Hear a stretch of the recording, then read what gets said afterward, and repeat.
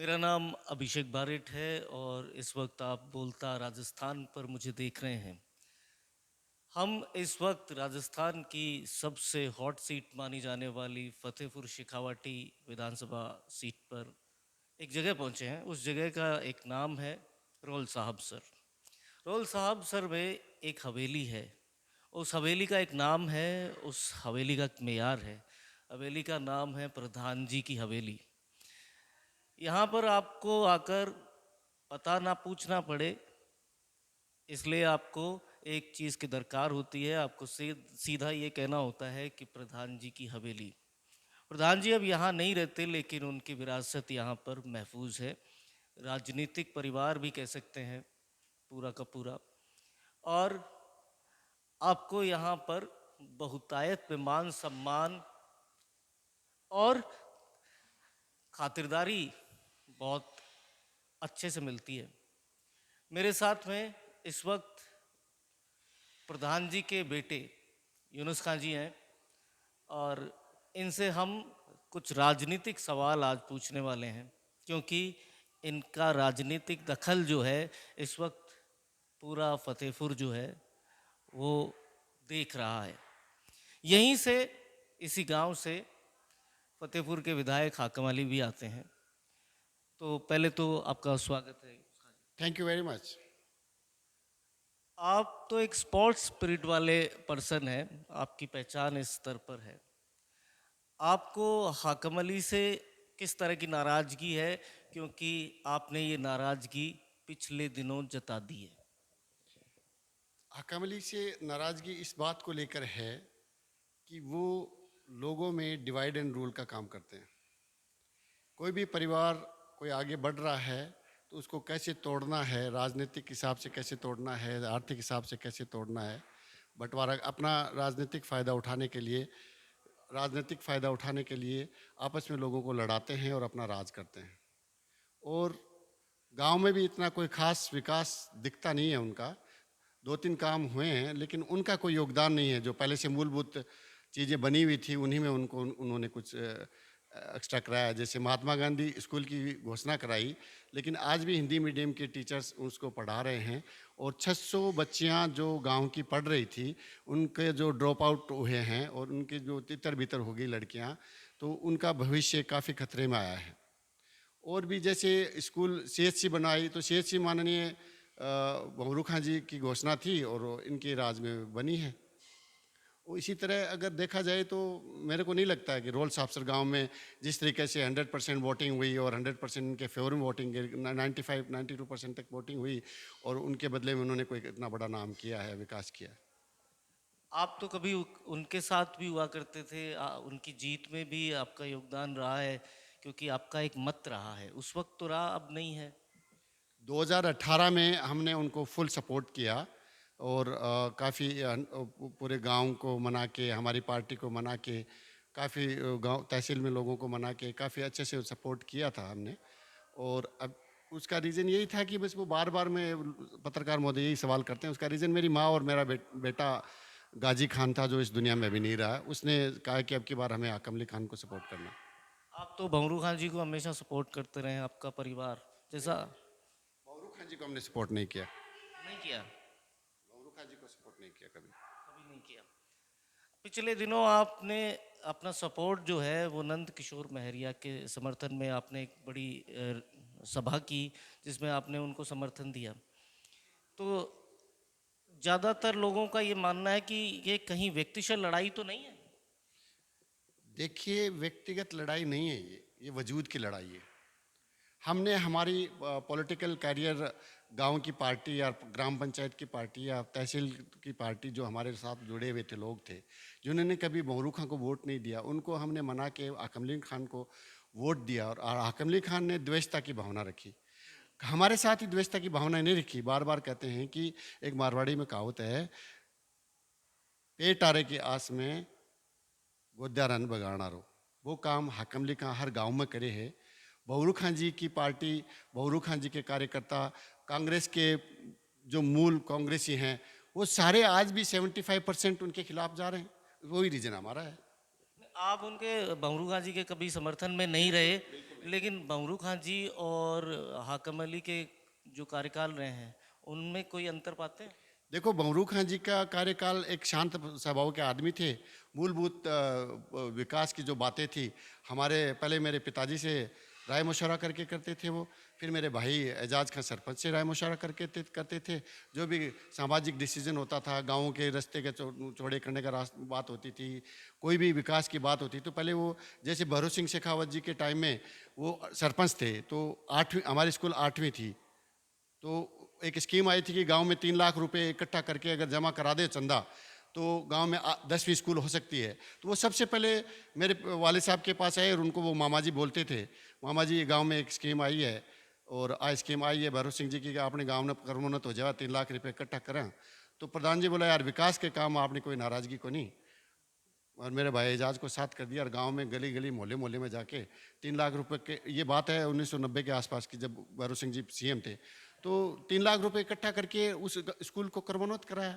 तो वो सोच समझ के, बातचीत करके, मशवरे से, जब भी फोरम भरते थे तभी भी मेरे वालिद साहब के पास आते थे, मेरी माँ के पास आते थे। तो उसी तरह हाकम अली खां भी आए, लेकिन उन्होंने तो कभी वोट हमने नहीं दिया, फिर भी हमारी कोई दुर्भावना नहीं रखी या द्वेषता नहीं रखी, और कभी हमारा भला नहीं किया बड़ा, तो नुकसान भी नहीं किया। हाकम अली खान तो हमारा 100% लिया, हमने 100% परफॉर्म किया है उनके साथ। तो उसके बाद उन्होंने ये द्वेषता क्यों रखी, मुझे नहीं मालूम, मुझे मैं नहीं समझता किस बात से वो नाराज हुए हमारे बात को। उनको खुद को अफसोस है कि हमने वोट क्यों दिया इस आदमी को। अब बमरू खां जी को गलत भी नहीं बताते हैं, और हाकम अली का सपोर्ट जो है आपने पिछली बार किया, इस बार नहीं किया, इस बार नहीं किया, हाँ नहीं कर रहे हैं।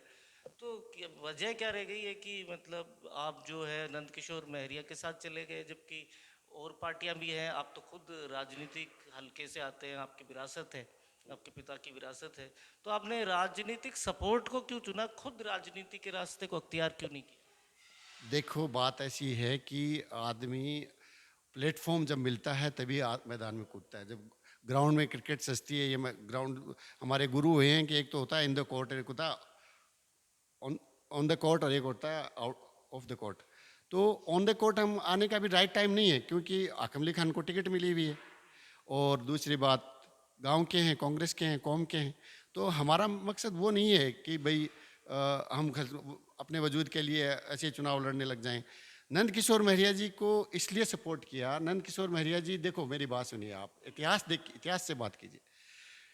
इनका विधायकी 98 से स्टार्ट हुई, और महरिया महरिया जी 2003 से चुनाव लड़ रहे हैं। तो 2003 के बाद में महरिया जी ने कभी फतेहपुर को छोड़ा नहीं खाली। पिछली बार चुनाव नहीं लड़ा, उसके बाद भी हर दूसरे दिन, तीसरे दिन, या पहले रोजाना हफ्ते में 4 बार 5 बार फतेहपुर में रहते हैं। फतेहपुर में उनका ऑफिस है, तो वो जुड़े हुए हैं, जुझारू हैं। और आज आज हमने उनका साथ इसलिए दिया कि पहली बात हम उनसे जुड़े हुए हैं, दूसरी बात हाकम खां को कौन हरा सकता है। तो आज की स्थिति जो सिनारियो है, वो हाकम खां को नंद किशोर महरिया हरा सकता है। हाकम खां को हराना एक मकसद है या फिर विकास एक मकसद है? बिल्कुल दोनों हैं। दोनों है। कहाँ कहाँ नाकामियां आप खोज लाते हैं हाकम अली के कार्यकाल में? देखिए, मैं देखता रहता हूँ, इनके इंटरव्यू देखता रहता हूँ, उनके पत्रकार महोदय का इंटरव्यू देखता हूँ, कार्यकर्ताओं के पोस्ट सोशल मीडिया पे देखता हूँ। विकास, मैं कहता हूँ जो विकास विकास का आलाप लगाते हैं, उनको ये मैं बताना चाहता हूँ आपके चैनल के माध्यम से कि विकास का मतलब ये नहीं है कि विधायक ने अपने घर से करवा दिया। आप अपनी उंगली दबा दबा के वोट देके एक विधायक को बनाते हो, तो उस विधायक का विकास करते हो। कैसे करते हो? शायद मेरे को लगता है 50% लोगों को ये भी नहीं मालूम है कि उनकी तनख्वाह चालू हो जाती है, उनके टीएडीए चालू हो जाते हैं, उनके बॉडीगार्ड्स हो जाते हैं, उनको गाड़ियाँ मिल जाती हैं। तो ये आपके एक वोट की ताकत होती है। उस वोट के ताकत की वजह से एक आम आदमी विधायक बनता है और वो विकास कराता है। विकास विकास क्या है? आपका जनता का पैसा है, जनता ही का पैसा जनता के पास आना है। कुछ भारत सरकार का आता है, कुछ राजस्थान सरकार का आता है, कुछ कुछ वक्फ बोर्ड का आता है। तो ये एलोकेट होता है और हर तहसील वाइज एलोकेशन होता है। हाकम खान ने अकेले ने क्या विकास कर दिया? हाकम खान ने 200 विधानसभा में पूरी कांग्रेस सरकार ने सारा विकास कराया, उसमें से कुछ हिस्सा हाकम खान को भी हिस्से में आ गया, जबकि जनता ने हाकम खान का विकास जरूर कर दिया। 4-4 पद इनको मिला, किस लिए मिला? कि जनता ने एक एक वोट दबा दबा के उनको जिताया। उस जनता जनार्दन की ताकत की वजह से विधायक बने। उस जनता जनार्दन की ताकत से वो वक्फ बोर्ड के कुछ पदाधिकारी बने, कांग्रेस के पदाधिकारी बने। अगर वो जनता जनार्दन के वोट नहीं होते तो वो भी मेरी तरह एनआरई थे, मैं भी एनआरई हूँ, मेरी तरह रहते। तो नाकामियाँ नाकामियाँ कहाँ-कहाँ देखते हैं? मेरा सवाल ये था, नाकामियाँ कहाँ-कहाँ देखी? क्योंकि वो विकास का दावा करेंगे और आपको नाकामियाँ गिनानी पड़ेंगी। देखिए, विकास का दावा गाँव में गिना दीजिए, आस-पास के क्षेत्र में गिना दीजिए। मेरी बात सुनिए। मैं कल रात परसों रात को मेरी रिश्तेदारी में गया दाड़ूंदा गांव। दाड़ूंदा गांव में अब वो विकास गिना रहे हैं कि मैंने ग्राम पंचायत बना दी। तो ग्राम पंचायत तो राजस्थान सरकार ने पूरा ही सब जगह बनाई है। आपने क्या नया काम कर दिया? सब जगह तो ग्राम पंचायतें बनी है। अगर दाड़ूंदा गांव की गलियों में आप जाओगे, आपके पास टाइम है, तो आप चेक करके आइए कि जहाँ जहाँ एंट्रेंस है गाँव में, दाड़ूंदा चले जाइए, हेतमसर के दोनों रोड चले जाइए, फतेहपुर से जो दोनों रोड आती है वहाँ चले जाइए, बड़ौद बड़ौद से लेके बेसवा तक चले जाइए। जो जो इनका मेजोरिटी वाला गांव है, जो जो जहाँ जहाँ इनके गांव वोटर्स हैं, वहाँ जाके विकास देखिए ना, हकीकत में क्या विकास हुआ है। अब ये बोलते हैं कि हमने 12 स्कूल प्रमोट करा दिए, तो भैया पूरे राजस्थान में स्कूल प्रमोट हुए हैं। ये कहते हैं हमने महात्मा गांधी स्कूल बना दिया, और मैं आपको हकम खां की ये नाकामी नहीं बताता हूँ। महात्मा गांधी स्कूल कॉन्सेप्ट बहुत बढ़िया है, बहुत पसंद करता हूँ मैं। लेकिन महात्मा गांधी कॉन्सेप्ट क्या है? बिल्डिंग आपने वही रख दी, स्टाफ आपने हिंदी मीडियम वाला ही रख दिया, और जहाँ पे बालिका स्कूल चल रही थी उनका फ्यूचर आपने खराब कर दिया। इसी तरह सीएचसी पे आ जाइए। सीएचसी पे मैं कई बार जाता हूँ मेरी शुगर चेक कराने, मेरे को शुगर नहीं है, लेकिन वो कई बार लोग बोलते हैं कि आप शुगर चेक करा के आओ।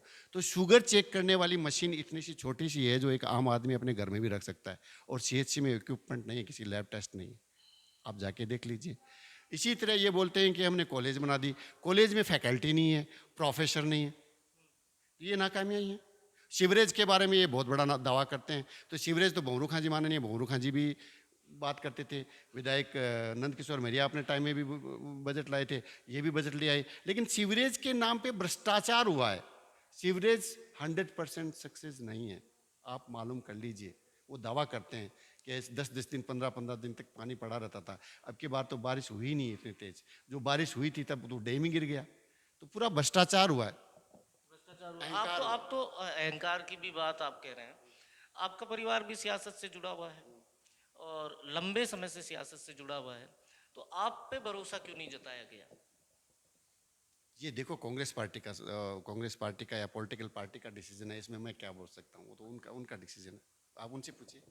तो आप कांग्रेस के सपोर्टर रहे हैं? बिल्कुल, मेरे पिताजी और मेरे बड़े भाई कांग्रेस के सपोर्टर हैं। मैं फॉरेन रहा हूँ 25 साल, तो मैं खुद अपने आप को सपोर्टर किसी पार्टी का बोलता नहीं हूँ, क्योंकि मैं एक्टिव पॉलिटिक्स में नहीं था। अच्छा, विचारधारा कांग्रेस की रही है लगातार।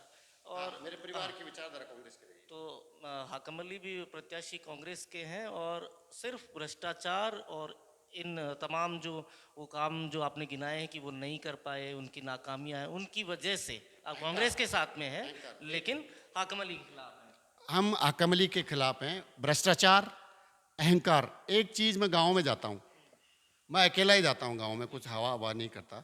गांव में जाता हूँ तो लोग क्या बोलते हैं कि लोग ये बोलते हैं कि इन्होंने क्या किया है, दो काम किए हैं। जो पुराने कार्यकर्ता थे भौरू खां जी के या कांग्रेस के, उनको तो साइडलाइन किया है और नए कार्यकर्ता पैदा किए, जो मैंने आपको कहा होते बोला। दूसरा, इन्होंने बोलते हैं कि एजेंट पैदा किए।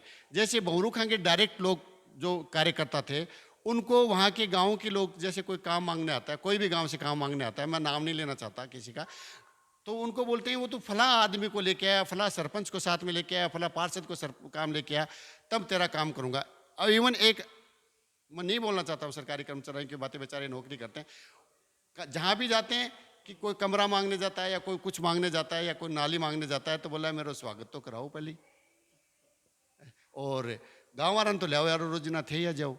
तो ये तरीका क्या हुआ कि भाई आपको 2018 में इतने संघर्षशील चुनाव में आपको जनता ने जिताया कि उसके बदले आपने विकास किया है।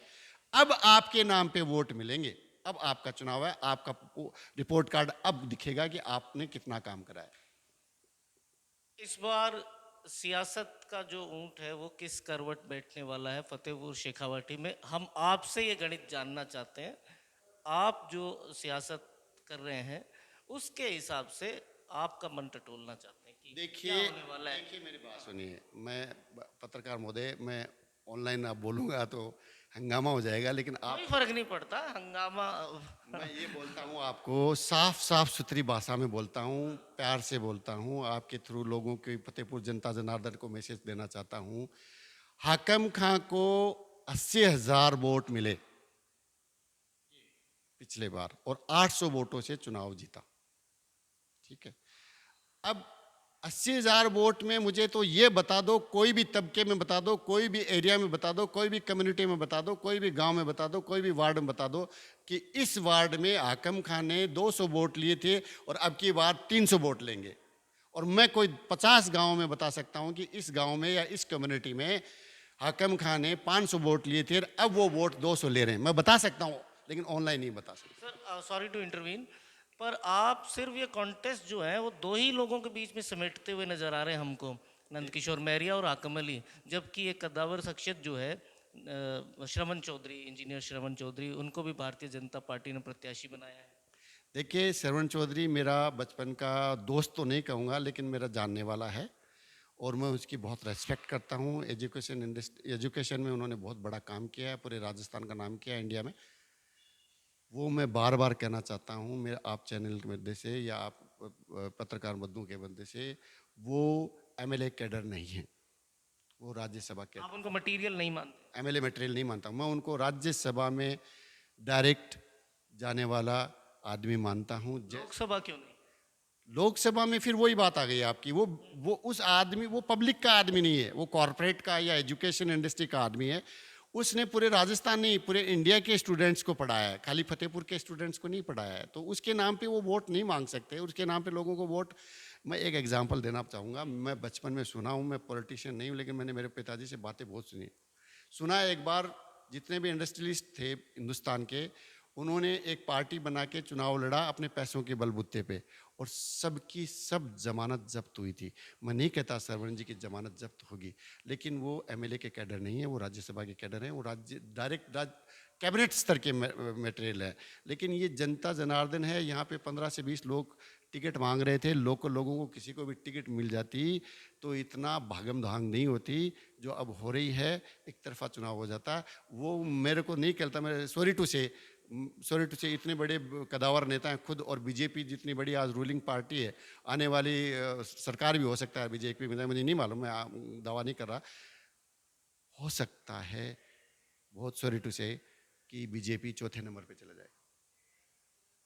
हो सकता है, आप जो हमें आंकड़े समझा रहे हैं उनके हिसाब से ये हो सकता है कि बीजेपी चौथे नंबर पे चली जाए। तो हम क्या उस स्थिति में क्या हमें श्रवण जी के साथ होना चाहिए? नहीं, ये आपका अपना फैसला है, आपका व्यक्तिगत फैसला है, और हम आपके फैसले, आपकी चीज़ें जो है वो जनता को दिखाने का काम करते हैं।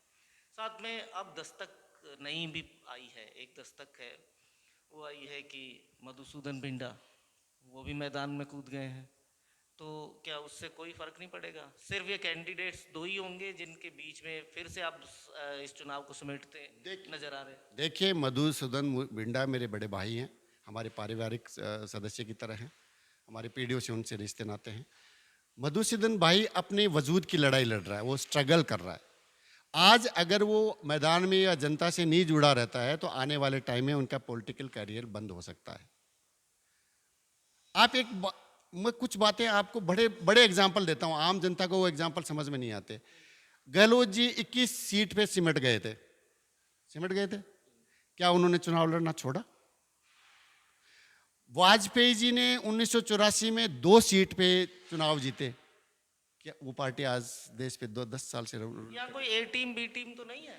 कोई ए टीम बी टीम नहीं में बंधु जी अपने वजूद की लड़ाई लड़ रहे हैं, और वो ज़्यादा नुकसान, आपके चैनल के माध्यम से बोल देता हूँ, वो ज़्यादा नुकसान पॉलिटिकल पार्टीज को कर रहे हैं, नंद किशोर मौर्य को। नंद किशोर मौर्य अपने वजूद की लड़ाई नहीं लड़ रहे हैं? बिल्कुल वो भी अपने वजूद की लड़ाई, कोई वजूद की लड़ाई? हाँ बिल्कुल वो भी अपने वजूद की लड़ाई लड़ रहे हैं, बिल्कुल लड़ रहे हैं।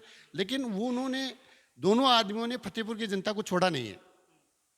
लेकिन कुछ चीज़ें हैं जो जो अंडरस्टैंडिंग होती हैं आपस में, वो आप मुझे मेरे मुंह से कहलवाना चाहते हैं, आपको भी मालूम है। हम तो यही चाहेंगे कि जनता को ज़्यादा से ज़्यादा जो है वो आपका मत जानने का मौका मिले। देखिए, मधु जी को चुनाव लड़ना चाहिए, मैं तो ये कहता हूँ। नहीं, वो आ गए हैं। हाँ, चुनाव लड़ना चाहिए, मधु जी को अपने वजूद की लड़ाई लड़नी चाहिए। और मधु जी की जीत जो है, अगर बीजेपी को वो हाशिए पे ला देते हैं इस बार, तो वो मैसेज कर देंगे कि हाँ मैंने मेरी जीत जीती है। अब आपको एग्जाम्पल दूंगा बड़ा, फतेहपुर का एग्जाम्पल दूंगा। नंद किशोर महरिया जी 2 बार सीट लेके आए, दोनों बार सीट को हराया गया, फिर भी नंद किशोर महरिया जी ने इंडिपेंडेंट चुनाव लड़ा और वो चुनाव जीते। लेकिन 2 बार चुनाव सीट को हराने के बाद भी बिंडा फैमिली को टिकट मिला, मधु जी को खुद को बीजेपी का टिकट मिला, तो क्यों छोड़ेंगे वो अपना वजूद? यहाँ पर हर शख्स अपनी अपनी लड़ाई लड़ रहा है और इसमें जीत रहे हैं आपके हिसाब से नंद किशोर महरिया, क्योंकि हकम खां का एंटी इनकम्बेंसी या सत्ता का विरोध है, सत्ता का विरोध है। कार्यकर्ता कांग्रेस का 75 से 85% कांग्रेस का कार्यकर्ता में विरोध है, जनता में अंडर करंट है इनके खिलाफ। बहरू खान जी के राज में, बहरू खान जी को हमने वोट नहीं दिया, लेकिन जब बहरू खान जी के खिलाफ हम प्रचार करने आ जाते थे तो हमें दूसरा रिएक्शन मिलता था, और अभी इनके खिलाफ जाते हैं तो दूसरा रिएक्शन मिलता है। बहरू खान जी को जब टिकट मिल जाती थी, बहरू खान जी का जब कार्यालय ओपन होता था, बहरू खान जी का जब पर्चा भरता जाता था, तो फतेहपुर तहसील की जनता गली गली मोहल्ले मोहल्ले गांव गांव से अपने साधन से खुद आती थी, हाकिम खां के लिए नहीं आती है अभी। आप जो है अब इस सियासत में डायरेक्ट कभी आएंगे? देखो, पॉलिटिकल मेरा कोई फ्यूचर नहीं है। आपके परिवार का? परिवार तो देखो, मेरा पॉलिटिशियन इनसे पुराना है, बहरू खां फैमिली। आपके परिवार से कोई आएगा सीधी राजनीति में? देखो, वो परिवार का विवेक है, परिवार बैठ के डिसीजन करेगा, तो मैं मेरे परिवार के साथ रहूंगा। ये खुलासा कर दिया जाएगा? हाँ। हालांकि हम अभी पूछना चाहते थे। नहीं, जब भी अगर समीकरण बनेंगे या कुछ भी बात होगी, अभी तो टाइम बाकी है। अगर अगले 5 साल में तो अभी कौन हम विधायक बनेंगे, कौन क्या काम कराएगा नहीं कराएगा, तो अगर नंद किशोर जी महरिया अगर अपनी घोषणाओं पे या विकास के प्रति या जनता जनार्दन के प्रति प्यार नहीं करेंगे या काम नहीं करेंगे, तो हो सकता है हम उनके खिलाफ भी आवाज़ उठाएंगे। 1-2 साल बाद ही उठा लूंगा, मैं तो आवाज़ उठा लूंगा, मेरे परिवार की नहीं कहता। जिनको अभी आप सपोर्ट कर रहे हैं, बिल्कुल आवाज़ उठाऊंगा अगर वो सही से खड़े नहीं उतरे तो। सिर्फ आप विकास को सपोर्ट कर रहे विकास के, देखो मेरी बात सुनो, मेरी भोली भाली जनता को एक मैसेज देना चाहता हूँ आज आपके चैनल के माध्यम से, हाथ जोड़ के। विकास नाली बनाना नहीं होता, विकास खुर्रा बनाना नहीं होता, विकास सीवरेज बनाना नहीं होता। ये कुछ वर्ल्ड बैंक की स्कीम्स होती हैं, कुछ भारत सरकार की स्कीम्स होती हैं, कुछ राजस्थान सरकार की स्कीम्स होती है, उसमें हर शहर गांव और वाइज एलोकेशन होता है, बजट एलोकेशन। मैं कहता हूं, फतेहपुर नवाब फतेह खान ने जब बसाया था, तो जियोग्राफिकली आज आपको चैनल के माध्यम से बहुत अच्छा रिकॉर्ड बताना चाहता हूँ। फतेहपुर एक जियोग्राफिकली ऐसी सिटी है, ऐसा शहर है जहाँ से जोधपुर और दिल्ली बराबर पड़ते हैं, हिसार, जयपुर और बीकानेर बराबर पड़ते हैं, झुंझुनू, नागौर, सीकर और चूरू बराबर पड़ते हैं। आजकल मेजरमेंट किलोमीटर्स का हो गया है, तो कम ज्यादा हो सकते हैं। पहले घोड़ों को दौड़ाया जाता था, सुबह से शाम तक जितने दूर घोड़ा गया, कितने कोस चला, उस पर ही वो पॉइंट लगा दिया जाता कि इतना कोस चल गया, तो घोड़ा तेज भी भाग सकता था, धीरे भी भाग सकता था। आप मतलब नवाब फतेह खान ने इतना बड़ा बीड़ छोड़ा गायों के लिए, जलाल खान ने, मैं हिस्ट्री का इतना वो नहीं हूँ, लेकिन नवाबों ने छोड़ा। आज वक्फ बोर्ड की इतनी जमीन फतेहपुर के पास पड़ी हुई है। आज मैं कहता हूँ 4 हाईवे, 3 या 4 हाईवेज फतेहपुर को टच करते हैं, जो पूरे हिंदुस्तान को कनेक्ट करता है। 4 हाईवे आके फतेहपुर में मिलते हैं, तो कितनी अपॉर्चुनिटीज हैं, कितनी इंडस्ट्रीज यहाँ लग सकती हैं। आज तक ITI नहीं खुला है फतेहपुर में। आज फॉरेन में बच्चे जाते हैं, उनके पास कोई डिप्लोमा नहीं होता है। मैंने HR में भी काम किया है, एडमिन में काम किया है। जिसके पास डिग्री होती है, जिसके पास सर्टिफिकेट होता है, उसको अलग सेग्रीगेट कर दिया जाता है। तो फतेहपुर की भोली वाली जनता के लिए, स्टूडेंट्स के लिए, बच्चों के लिए क्या किया। और साहब कहते हैं कि एक तो भारत सरकार की जो आज के लिए मौजूदा सरकार कहती है कि 70 साल में विकास नहीं हुआ, वो मैंने करा दिया। और हमारे विधायक महोदय कहते हैं कि 50 साल में जो विकास नहीं हुआ वो मैंने करा दिया। बिल्कुल आपने करा दिया होगा। मैं उसमें डिबेट में जाएंगे तो डिबेट में भी आने जा सकता हूँ, लेकिन भाई साहब को बताओ, भाई साहब तो नहीं है, वो मेरे से उम्र में छोटे हैं, विधायक महोदय को पूछना आप कि 50 साल में तो 20 साल आपने ही राज किया है, हर चुनाव में आप एक्टिव रहे हैं, दुबई से छुट्टी काट के आए हैं, आपने घोषणाएं की होंगी, जनता को भी बताया होगा ये कराएंगे वो कराएंगे। तो 20 साल वाला 50 में से 20 साल तो आप ही हैं, वो क्यों नहीं गिन रहे आप? एक मैरिया जी ने सिर्फ 5 साल 163 की लहर में विधायक बने, उससे आप अपने आप को कंपेयर कर रहे हो। जो निर्दलीय निर्दलीय उम्मीदवार था, लेकिन उसके राज में भी घोषणाएं हुई हैं, उनके राज में भी फतेहपुर की जनता में सबसे ज़्यादा बोलने वाले विधायक बने हैं वो। आप रिकॉर्ड उठा के देखिए। आजकल क्या है, पहले तो बोलते थे नेकी कर दरिया में डाल, आजकल कहते हैं नेकी कर सोशल मीडिया पे डाल। पहले मालूम नहीं चलता कि किसने क्या किया, आजकल तो साहब ने कौन से कपड़े पहने, खाली हकम खां की बात नहीं कर रहा, पूरी दुनिया की बात कर रहा हूँ, नेतागिरी की बात कर रहा हूँ। आज साहब ने कौन सी गाड़ी खरीदी, आज साहब ने कहाँ खाना खाया, वो सोशल मीडिया पे आता है। तो वो ज़्यादा चर्चा का विषय हो जाता है कि हम इन मौजूदा विधायक ने ज़्यादा काम करा है।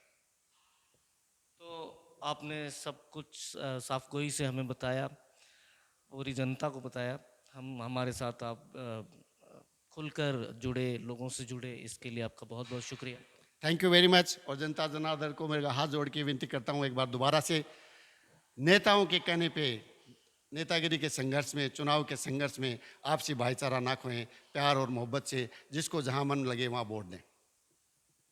फिर मिलेंगे किसी नई जगह पर, तब तक आप अपना खूब ख्याल रखें, स्वस्थ रहें, बोलता राजस्थान देखते रहें, वीडियोज़ को शेयर करते रहें। शुक्रिया।